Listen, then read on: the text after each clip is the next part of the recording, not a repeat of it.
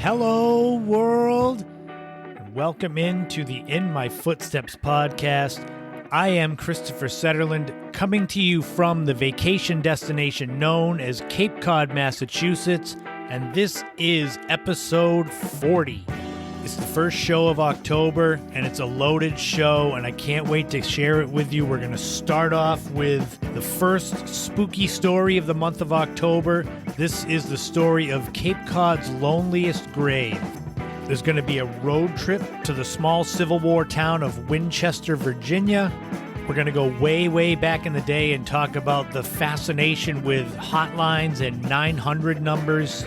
There's a new top 5 featuring the top 5 North Shore, Massachusetts attractions. There's going to be a new This Week in History and Time Capsule featuring the debut of Monty Python's Flying Circus. All of this and much more on episode 40 of the In My Footsteps podcast. Welcome in, everyone. It's the first show of October. I'm going to hope that my voice holds up as my allergies have been killing me for the last few days. We're knee-deep in my favorite time of year in October. I love this month. It's a time for me to get to share all of the creepy, unusual, true crime, scary, all those types of stories in the podcast, in the In My Footsteps podcast blog. So that's going to be a recurring theme for the podcast for this month. And it's that time of year. We've already had the temperatures start to drop, where we've had mornings that it's been in the upper 40s. I'm not ready for it to get cold, but having the bite out of the hot weather after the hot and humid summer, I'm just really excited. Fall's my favorite time of year. I've said it before. I made a joke the other day to my sister Ashley because she posted something on Facebook saying that tacos were better than pumpkin because everyone's obsessed with pumpkin spice and pumpkin foods this time of year. And I joked, I said, yeah, I had pumpkin pie yogurt for breakfast. I had these pumpkin pastries to go along with dinner. And I have a pumpkin spice air freshener in my room. So I know which side of the fence I fall on. What about you folks? Do you love pumpkin? Or is it kind of something like, yeah, whatever, like it gets old fast? I love it because it's only this time of year. If you like the scary and the true crime and the paranormal and all that type of stuff, you'll love this episode. You'll love the podcasts coming up. Check out the In My Footsteps podcast blog. Like I said, the most recent article I posted was a really creepy and sad story from the village of Pocasset and Bourne. It's a story of a man named Charles Freeman who sacrificed his 4-year-old daughter in the name of God back in 1879. It's a wild story. It begs the question of insanity versus not insane.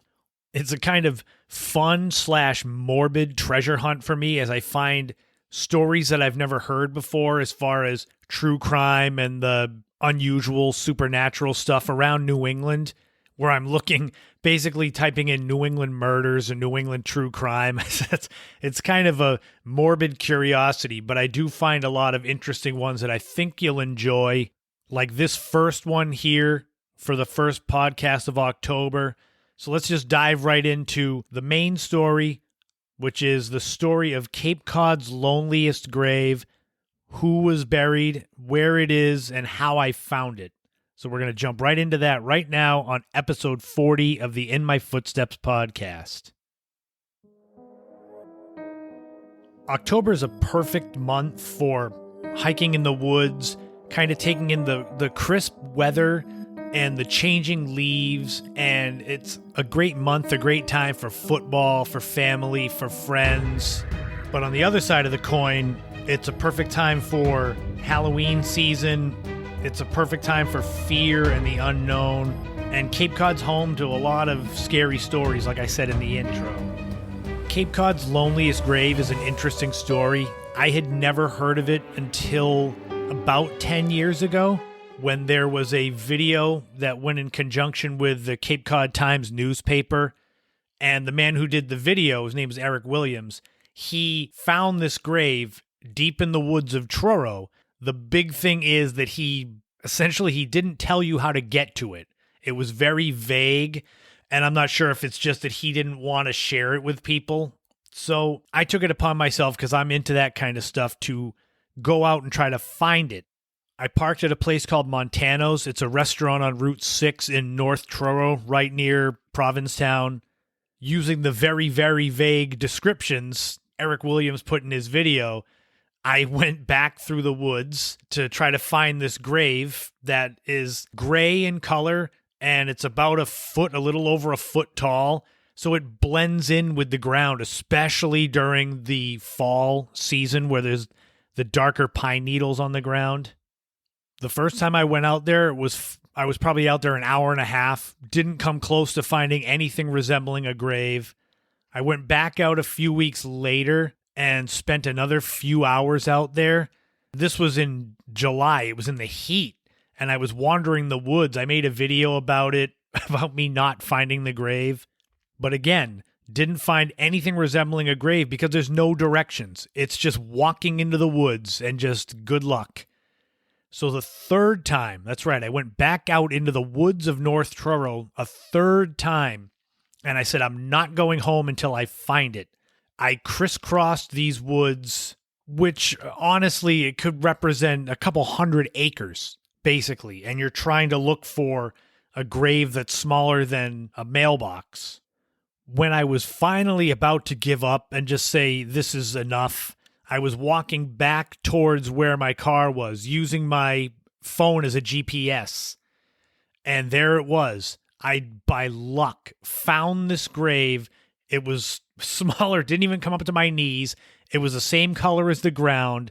I could have tripped over it. It blended in so well. I screamed so loud in joy that all these birds scattered. It took me 3 trips and about 7 hours total of wandering the woods before I found this grave.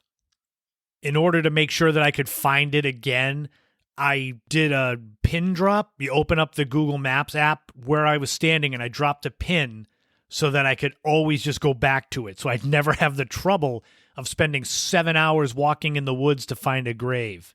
So I found it. The name on the grave was Thomas Ridley. So who is Thomas Ridley? Why is he buried about 3/4 of a mile behind Montano's restaurant, deep in the woods of North Truro? Why is he there? Thomas Ridley, the man, his life is far more ordinary than the circumstances after his death as far as where he is.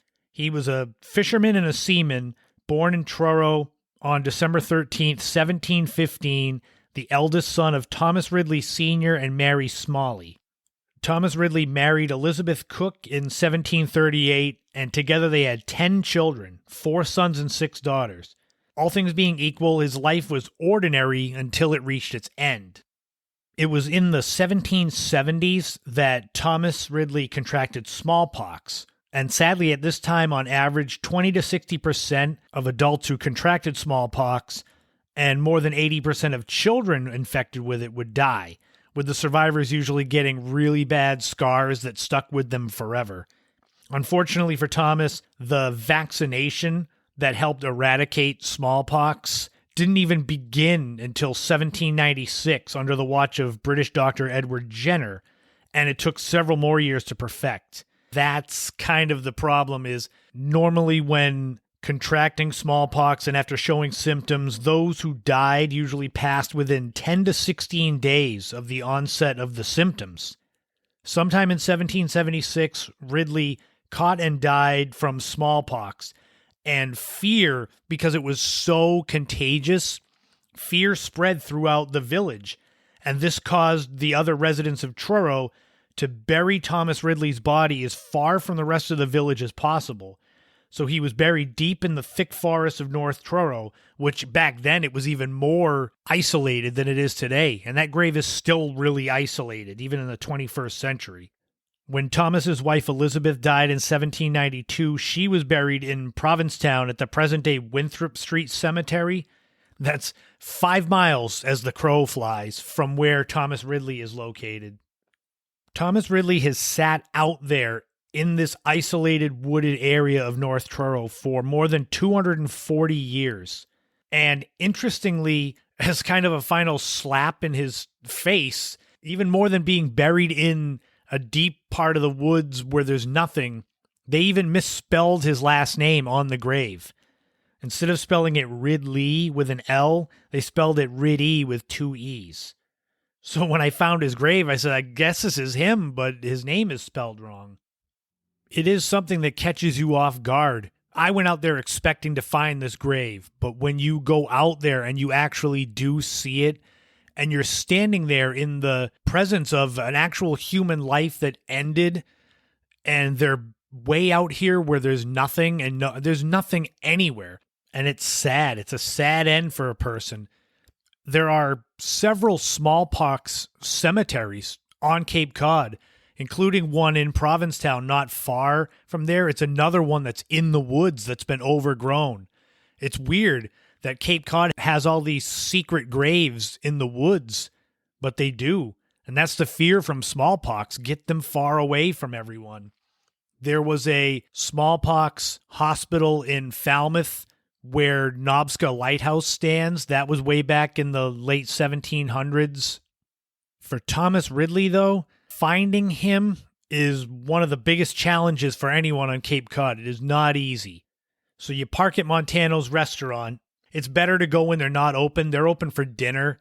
So if you go during the early part of the day, so you're not taking up spots from customers.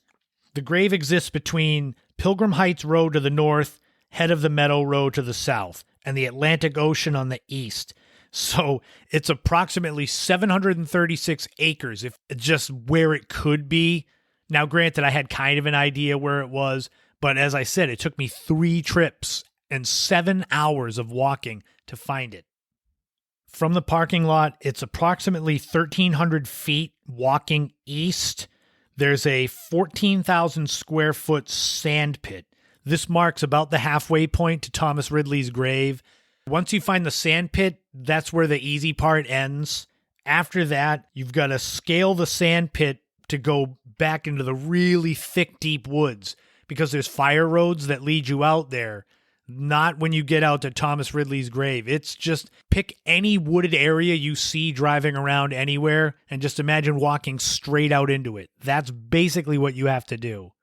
It's essentially about 1,200 feet of walking where you'll find the grave that's just over a foot tall and gray and blends into the surroundings. It's sad because it's a human. Thomas Ridley was a legend for me when I first heard the story. It was like an interesting little Cape Cod unique story. And then you go out there, and then I researched him and wrote an article about the man himself, and it's just sad because he's a real person with a family, and he just happened to get smallpox, and he is now forgotten. But that's the story of Cape Cod's loneliest grave, the story of Thomas Ridley, the man who contracted the most contagious, deadly disease of the age, smallpox, and was buried far, far away from everyone. And even right now, at this moment, all of you on Cape Cod listening to this, his grave is out there in the woods waiting to be found.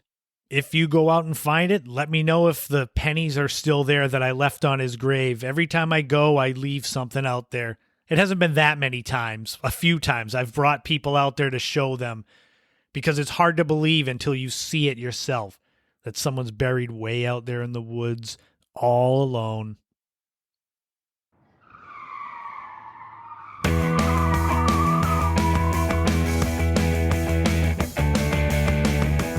For this week's road trip, as we go back through my epic jaunt around the eastern United States from 2019, we hit up another Civil War site. I had a lot of those. They were specifically planned that way. But this is the town of Winchester, Virginia. In episode 39, I talked about Harper's Ferry, West Virginia.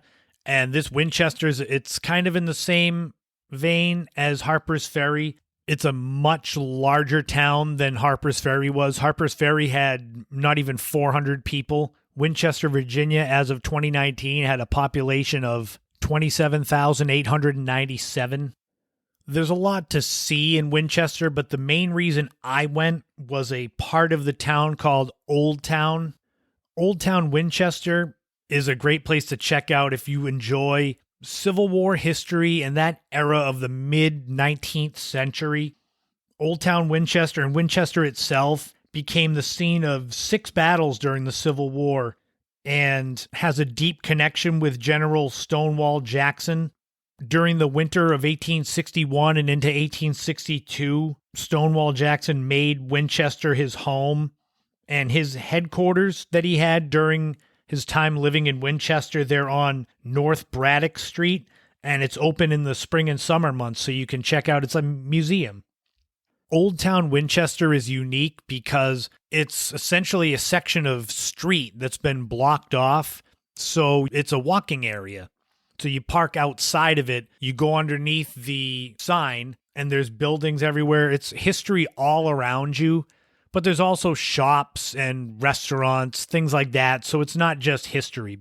Beyond Old Town, Winchester has long been known as the apple capital, surrounded by a lot of orchards, and it's one of the largest apple export markets in the nation. Each spring, Winchester plays host to 4 days of over 250,000 visitors who come to the town for the Shenandoah Apple Blossom Festival, usually held in the first few days of May. If you're a fan of country music, especially old school country music, you can check out the home of Patsy Cline. So Patsy Cline, the singer who's known for her big song was Crazy, but she was born in Winchester, Virginia in 1932, and she was at the forefront of country music before dying in a plane crash at the age of 30. She's considered to be a crossover artist too, as she achieved popularity in pop music as well. But her home that's in Winchester was the one that she lived in when she was between 16 and 21, when she married Gerald Klein. And that house is at 608 South Kent Street. But back to Old Town for a minute. So it's been a vital marketplace in the center of town since 1752. So that'll tell you how long the history goes back to the street that you walk as you're going through Old Town. The Loudon Street Pedestrian Mall, as it's also part of, has earned the listing on the National Register of Historic Places.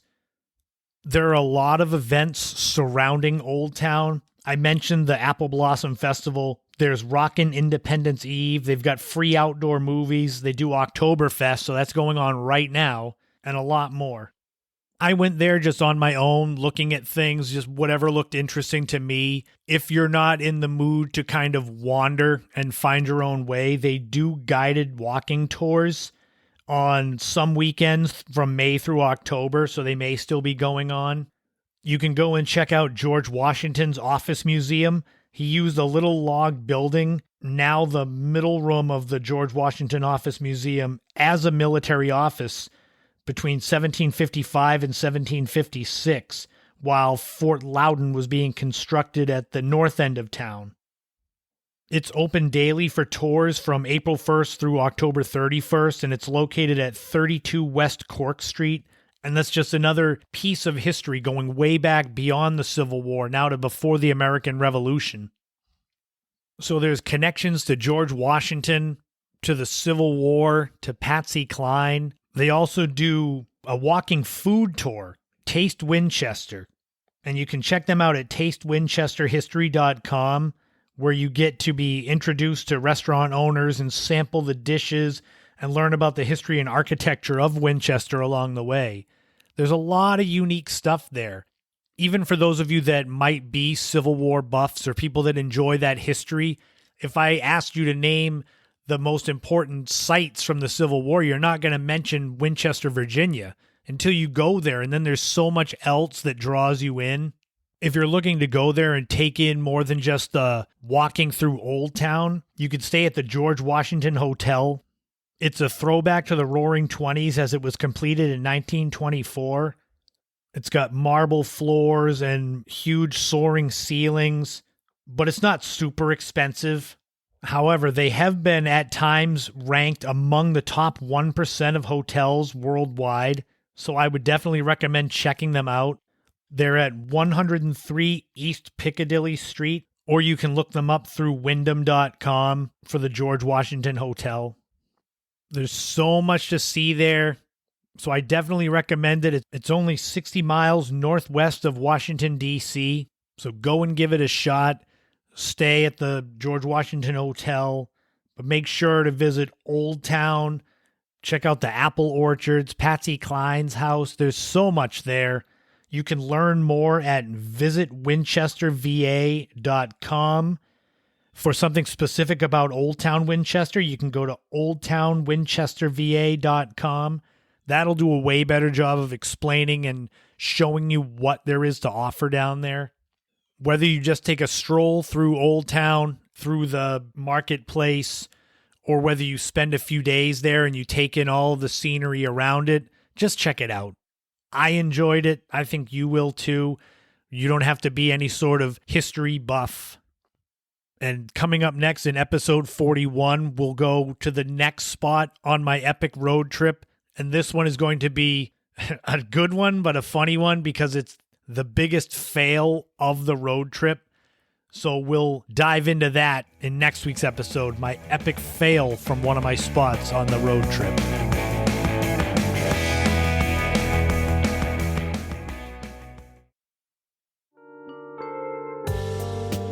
Fall is here. Fall fashion is coming back around. The days are still warm. The nights get cool. It's the best of both worlds right now. And what better time to get all your favorite clothing, apparel, accessories, and more from Wear Your Wish.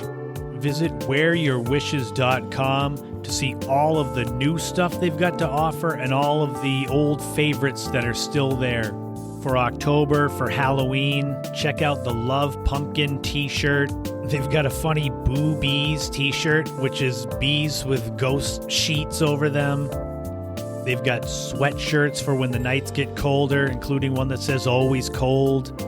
Check out the Zen Corner with the new wearable aromatherapy that has just come out for the fall. There's Worry Stones Dream Catchers, the Intentions collections, which includes necklaces, earrings, bracelets. There is so much to see and so much to get. It always changes with the seasons. It's growing, it's evolving. Katie Marks has worked so hard to make this brand something desirable to wear anytime, anywhere. Visit wearyourwishes.com to see more of what they have to offer. There's always new stuff going up. Follow them on Facebook. Follow them on Instagram. New fall fashions, t-shirts, sweatshirts, wearable aromatherapy. There's so much to get at Wear Your Wish.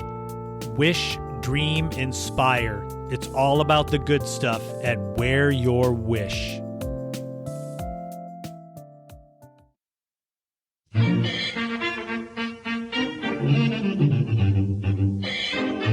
This week in history, we are going back to the dawn of one of the greatest comedy acts in the history of comedy, the British group called Monty Python. 52 years ago this week, on October 5th, 1969, Monty Python's Flying Circus television show debuted. In all, it lasted for 4 seasons and 45 episodes, and I can't describe it. It's a sketch comedy show, but it's got the British humor, and it's the surreal and odd type of humor that if you aren't ready for it, you might not get it. The men who made up Monty Python included Eric Idle, Graham Chapman, John Cleese, Terry Jones, and Michael Palin. Their success with Monty Python's Flying Circus led to a series of movies, including Monty Python and the Holy Grail, which is a huge part of my childhood because I discovered Monty Python in 5th grade. So I was introduced to the movie and to the Flying Circus show, the Live at the Hollywood Bowl comedy show that I used to rent from the video store. But they had the TV show had the animation in it, and it would be just weird. Like there'd be either a giant foot stepping on things or giant people's faces eating stuff. It was just weird but funny. There are so many iconic skits. The one about Spam and the man dressed as a woman that hates Spam, and the person that the silly walks coming in and with a dead parrot trying to figure out what's wrong with it. The influence of Monty Python in the world of comedy has sometimes been likened to the influence of the Beatles on popular music. besides just the connection that they're both British. It helped that the group had creative control over Monty Python's Flying Circus and the movies, so they could just go wild with whatever their imagination desired with these skits and movies. It was such a huge part of my childhood, too. Once I discovered Monty Python, then it was just wild. And the funny thing is, fifth grade was 1989. So here I am with friends just reciting things from the Holy Grail movie. And it's stuff that was, even at the time, was over 15 years old. It's like being late to the party. I would highly recommend just going onto YouTube and typing in Monty Python and just finding whatever pops up and just watching a few of the skits. Maybe you'll love it. Maybe you'll hate it. It might not be for everyone. But 52 years ago this week in history, Monty Python's Flying Circus made its debut on the BBC One channel, and comedy was changed forever. And now we've got a new time capsule. We're going to go back 35 years ago this week to October 7th, 1986. Why? There is no why. I just wanted a random date to throw in and give you what was going on back then. The number one song was When I Think of You by Janet Jackson. This was off of her Control album. It was Janet's third studio album and was her real big breakthrough. It had so many hit songs, including Control and Nasty and What Have You Done For Me Lately. But When I Think of You became her very first number one song on the Billboard Top 100. And in the time since, Janet Jackson has had a total of 10 number one singles on that chart. The number one movie was Crocodile Dundee, starring Paul Hogan and Linda Kozlowski. Crocodile Dundee was from Australia. This movie created so many catchphrases and memorable scenes. It's that classic fish out of water type movie where you've got a guy from the Australian outback that comes to downtown Manhattan. It was a massive hit, making $328 million on a budget of $8.8 million. It also spawned a pair of sequels, Crocodile Dundee 2, which was, not as successful, but it was still passable. And then Crocodile Dundee in Los Angeles from 2001, which was pretty much an epic fail. The number one TV show was The Cosby Show, which anchored the Thursday night lineup on NBC. It was on for 8 seasons and 201 episodes. And basically from the time it debuted until it went off the air, basically the show was number one every time it was on. It was groundbreaking for showing a successful African-American family living in Brooklyn Heights, with the Huxtable family being led by Cliff, who was an obstetrician, and his wife Claire, who was a lawyer. It's widely considered to be one of the top sitcoms ever and one of the most influential TV shows ever. The Cosby Show was one of the defining shows of my childhood and of the 1980s in general. And for a little fun, if you were going back to October 7th, 1986, this one is to my family who may be listening to the podcast. If you needed some clothes dry cleaned on Cape Cod back in 1986, you could go to Robert's 1 Hour Cleaner, which was owned by my great-uncle Roland. At the time, he had 3 locations, Orleans, Hyannis. The one in Yarmouth was the one I remembered. The building is still there. But you could go to Uncle Roland's Dry Cleaner, get a 2-piece suit dry clean for $4.10, or a 3-piece suit for $5.10. My Uncle Roland was a very unique character. He was very good at his dry cleaning, obviously with 3 locations, but that one's for the family. So go back to October 1986. You can find those ads in the local newspaper archives, which was a fun little trip down memory lane. And that's going to wrap up this week's time capsule and This Week in History. We'll be back next week with another one, which may or may not include a special birthday shout out. Well, it definitely will. But now we're going to jump into the new top 5 North Shore attractions in Massachusetts. This is one of my favorite places to visit anywhere, and this was a hard list to come up with, so here I go trying to narrow it down. The Massachusetts North Shore is filled with amazing places to see. It is a spot that I love to go and visit. For me, it's more than an hour and a half drive to get there. So usually when I go, it has to be an epic day trip or something. It's not just a go there and take a few pictures and come home. It's got to be a full day. And I wanted to share my favorite places to go and visit.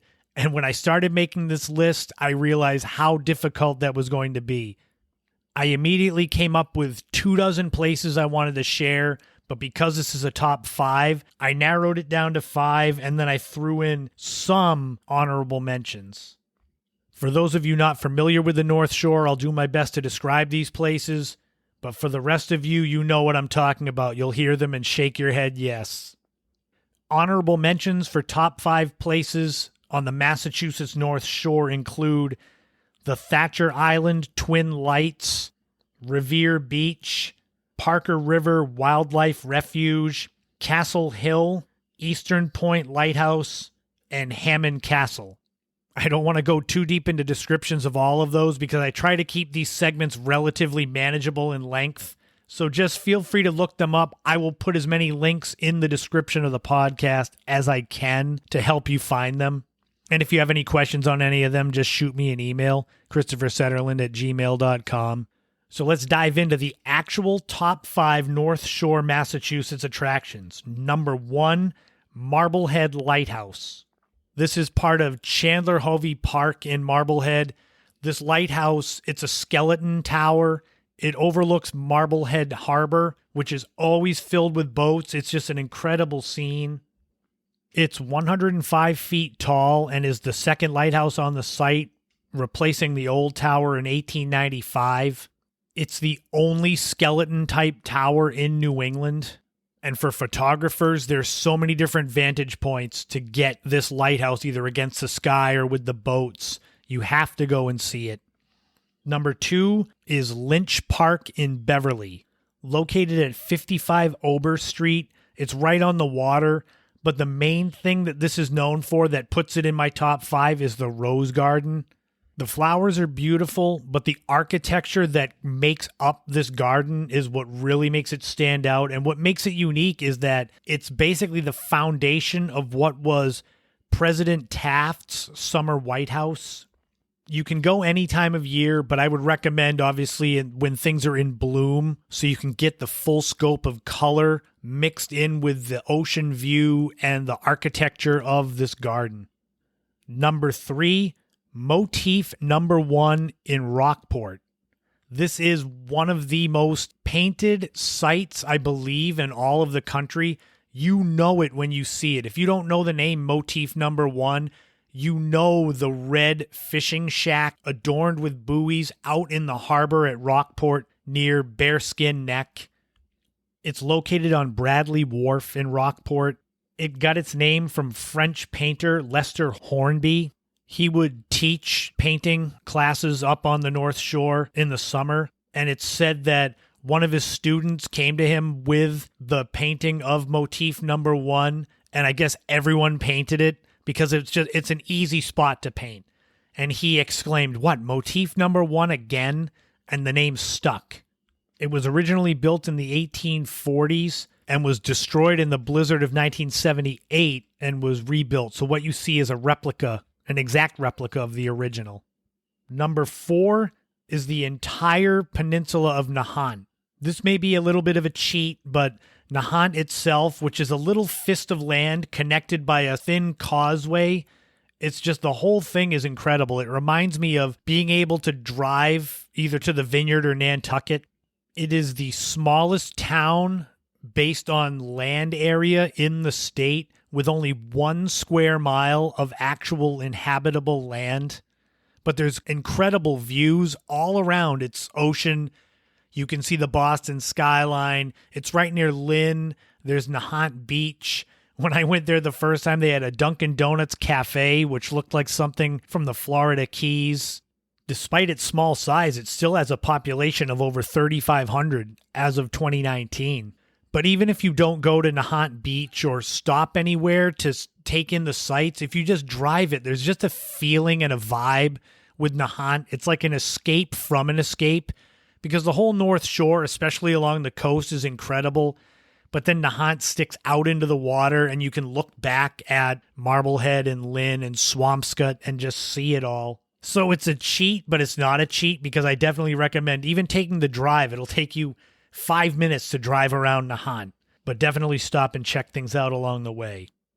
And finally, number 5 on the top 5 Massachusetts North Shore attractions is the Man at the Wheel statue in Gloucester. It's officially known as the Gloucester Fisherman's Memorial. I've always heard it referred to as the Man at the Wheel. It's literally a fisherman with a big ship steering wheel. He's got the rain gear on and the hat, and he's overlooking the water. It's iconic. It was built in 1925, and it's dedicated to all the fishermen who have died doing their jobs in Gloucester, because Gloucester is a huge fishing village. And it's got the inscription on the statue, "They that go down to the sea in ships." And in front of it, there are several memorials with the lists of the ships that have gone down out there, including the ship, the Andrea Gale, which was made famous in the movie The Perfect Storm that sunk in 1991. Gloucester is one of my favorite places to go, period, and it's going to get its own road trip segment later down the line in the podcast. But the Man at the Wheel, the Gloucester Fisherman's Memorial, might be its most well-known spot, but who knows? You may agree or disagree.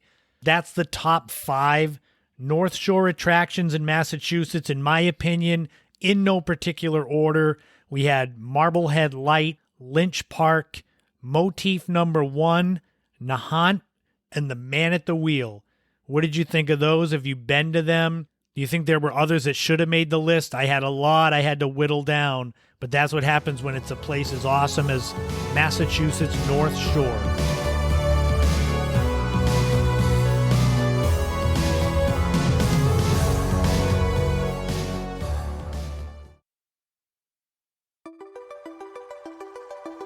Growing up in the 1980s and the 1990s, there were a lot of unique fads that went on that went out of style as time passed on.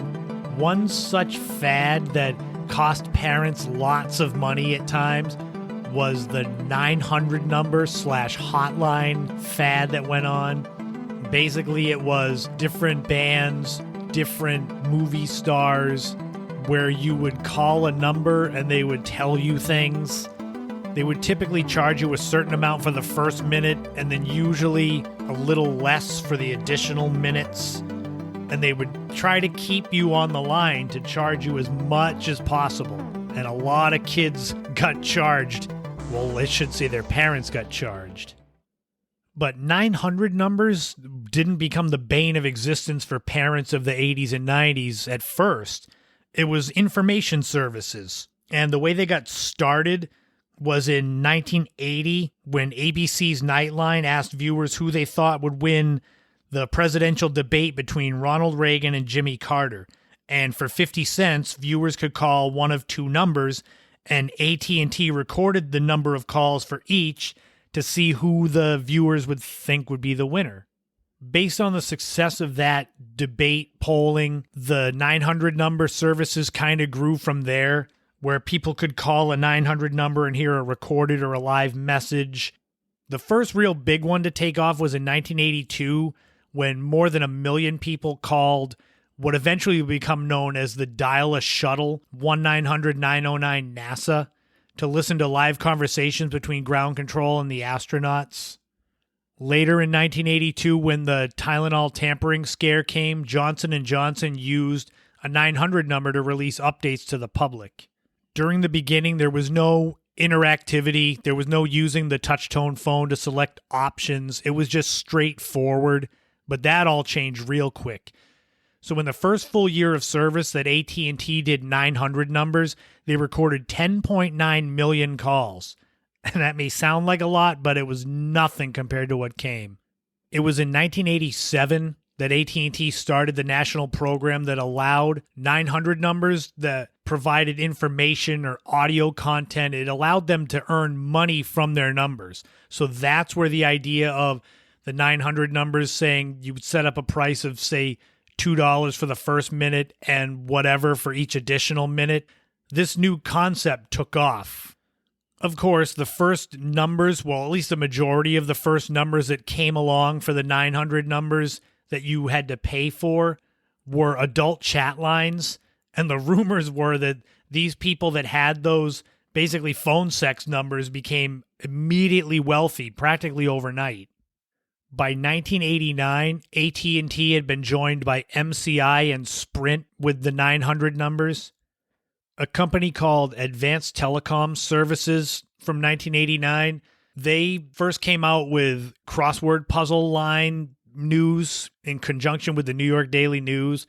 Before the days of the internet, they also created a large network of sports lines and emphasized college football recruiting. So, for example, they had a Florida Gators one called the Gator Bait Hotline. And one fan in 1992 said he spent $400 monthly on calls to that hotline. There were personal ads similar to, Match.com now, but that was the predating it. There were celebrity hotlines.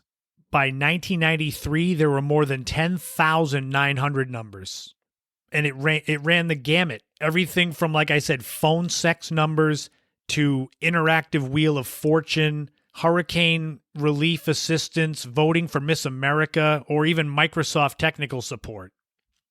For $60, you could call a 900 number and listen to a full 3-hour live broadcast of Penn State football. $60. But it was really under-regulated at the beginning. It was like the Wild West. So in 1988, just after the real big rise of 900 numbers, Congress passed a law that banned phone sex lines. And besides that, there were a lot of problems with scams and fraud with these numbers.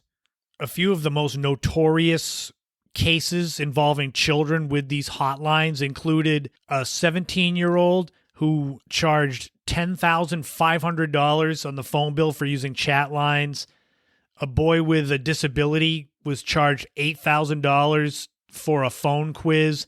And there was a girl who called Corey Haim's hotline 216 times. By 1992, the Supreme Court had followed through on the blocking of phone sex lines, which basically moved all of the adult numbers over to 800 numbers, where billing was done by credit cards instead. The year before that, so 1991, was the biggest year for 900 numbers, and the overall billing was $975 million charged for 900 numbers in 1991. Interestingly, though, in 1992, the year after the Supreme Court passed that law, the billing dropped from $975 million to $550 million. So that leads me to believe that $400-something million was for phone sex. By the dawn of the 21st century, though, the 900 number was dying with the rise of the internet, and it was becoming harder for these phone companies to collect from people for the 900 numbers because they would challenge them, especially if it was their kids doing it. The end of the 900 number boom came in 2012. That was when Verizon, who owned MCI, announced that they were done carrying 900 numbers. So that was basically the end of it. I remember my sister Kate calling the New Kids on the Block hotline. I'm sure she'll love me sharing that. But what were some of the most well-known 900 numbers that ever came around? Well, I mentioned the Corey Haim fan hotline. Corey Haim and Corey Feldman had one together. There was a He-Man hotline, Paula Abdul's hotline. There was a Hulk Hogan fan line. Hair metal bands like Warrant had their own hotline. There was phone lottery games where basically you would call in, and if you were the lucky caller, you'd win. It was like a scratch ticket with a phone, but I mean, talk about a scam. They had the grandfather from the Munsters had his own hotline. Tiffany, the singer from the 80s, Dial a Joke hotline. They had Dial an Insult hotline. Spin Magazine playlist. They had one for video game hints. They had a weird one, the Crying hotline, that was basically said, what makes people all over America break down and cry like this in the ad? And it was $2 a minute. 1-900-740-3500 to call and have someone make you cry. Then there was Freddy Krueger's hotline. I'm sure that was good to hear before bed. Santa's hotline, naturally, I'm sure kids really dialed that one up. You could call the LA nightclub guide hotline to find out where to go and party. 1-900-THIS-BIT. This be it. Jesus. Oh my. Jose Canseco's hotline, where he basically says in the video, if you want to know if I do steroids, call my number. I mean, geez, some of these, when I went through them to look them up, I just had to laugh imagining calling them. I don't remember if I called any 900 numbers, maybe a wrestling hotline once, but that New Kids on the Block one, boy, that got a lot of mileage out of my sister. Did you call any 900 numbers back in the day? Do you remember any? I wanted to make sure that I gave kind of the history, but then shouted you out some of the most well-known ones so that you could maybe get something triggered in your head. Everyone from sports teams to wrestling to Santa to jokes and insults to famous bands and then not so famous bands. Everyone, it seemed, had a 900 number. Those of you that grew up past the 90s, you'll never know what it was like to call a special hotline and have someone talk real slow on it to make sure that you stayed on the line to milk you out of as much money as possible. But that was a trip way, way back in the day to the heyday of the 900 number, the hotlines, and mostly scams that went with it. And that'll wrap up the Big 4-0. The 40th episode of the podcast is done. My voice held up pretty well. I had to pause at times to get a drink, but I made it, and I hope you enjoyed everything that was featured in this week's podcast. Make sure to check me out on Instagram for the Without a Map live streams every Friday night at 8 p.m. Find me on Twitter. Subscribe on YouTube, where I put up a lot of videos. I'm trying to do more 4K New England videos. It's beautiful in the fall, so we might get some nice colorful foliage videos.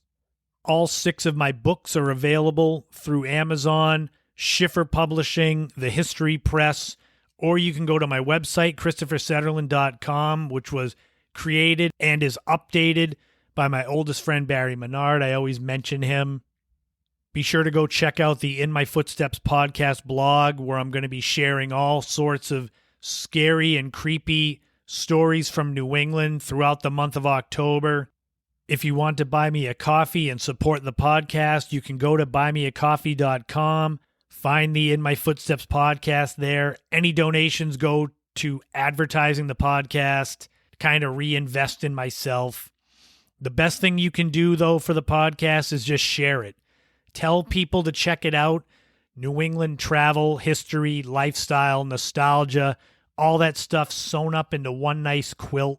That's really the best thing you can do to get more eyes on it. And I appreciate each and every one of you that has taken the time to listen to this, interact with me through social media. That's what makes it great, is I love doing this. Recording this, even with my allergies kicking in, it's still a lot of fun because it's topics that I find that I think you'll enjoy, and then talking about them and laughing about them like the 900 numbers. Content creating is a lot of fun. It can be a lot of work, but I enjoy it, and I hope you enjoy what I put out there. So with giving away spoilers, I want to give a special shout out, happy birthday to my niece Emma that's going to turn 20 before the next podcast comes up. So I didn't want to do a birthday time capsule this week because this podcast technically went up before your birthday. So next week, episode 41, you'll get a time capsule for your birthday. And I hope you like it, and I hope it embarrasses you somewhat. I won't embarrass you much here. Speaking of episode 41, coming next week will be the 41st episode. I'm going to have another creepy tale from New England. It's going to be the Smutty Nose Axe Murders. I won't give much more away. The title kind of tells you what happened. We're going to do another road trip.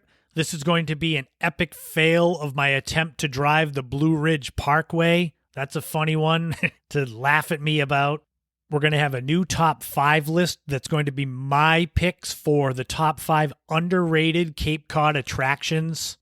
We're going to go way, way back in the day where I talk about what it was like reading Fangoria magazine, which was a horror movie magazine. I think it's still around, but back in the 80s, it was great. So we're going to dive into what that was like. And as I said, there'll be a new This Week in History and time capsule, with the time capsule centered around my niece Emma's birth date from 2001. All of that and more coming up next week on episode 41. Fall is beautiful and October is beautiful on Cape Cod in New England. Make sure you get out there and you enjoy the sun, get that vitamin D, because when winter comes and the days get real short, that's when mental health becomes an even bigger priority. So enjoy it while you can. Make sure you take advantage of that. Make sure you take care of your mental health above all else. Whatever makes you happy, lean into that. As long as you're not hurting anyone else, what does it matter what makes you happy? Just do that. Lean into it, whether it's making podcasts like this or photography or exercise or painting or music or whatever. Do what makes you happy, because that makes life a lot easier. And we all know life is tough enough as it is. Adulting is not always fun. But remember, in this life, don't walk in anyone else's footsteps. Create your own path and enjoy every moment you can, because you never know when the next sunset could be the last sunset.